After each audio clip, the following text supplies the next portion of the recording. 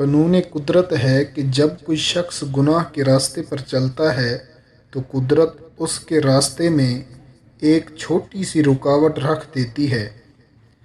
اگر وہ اسے پھلانگ کر نکل جائے تو پھر اس سے بڑی رکاوٹ رکھ دی جاتی ہے۔ اگر وہ اسے بھی روندتا ہوا نکل جائے تو رکاوٹ اور بڑی کر دی جاتی ہے۔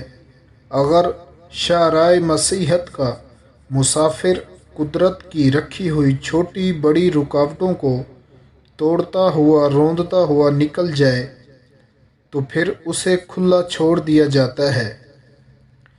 مرزا قادیانی جب جھوٹی نبوت کے لیے دعوے بازی شروع کرتا ہے تو قدرت اس کے راستے میں سینکڑوں رکاوٹیں کھڑی کرتی ہے، لیکن وہ قلعہ توڑ کر بھاگنے والی بھینس کی طرح شاہراہ کفر واردات پر سرپٹ بھاگتا ہی گیا اور ان ساری رکاوٹوں کو توڑتا ہوا جہنم میں جا گرا۔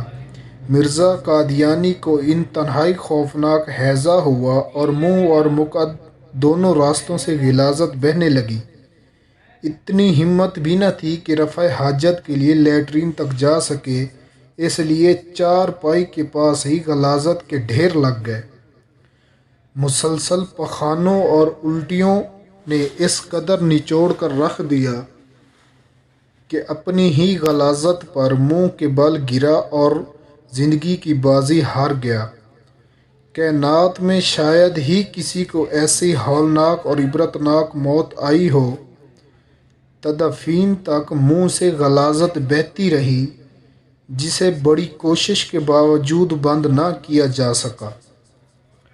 جس تابوت میں مرزے کا جنازہ لاہور سے قادیاں گیا، اس تابوت اور تابوت میں پڑے بھوسے توڑی کو حکومت نے آگ لگوا کر خسترح کر دیا تاکہ اس تابوت سے علاقے میں کوئی بیماری نہ پھیل جائے۔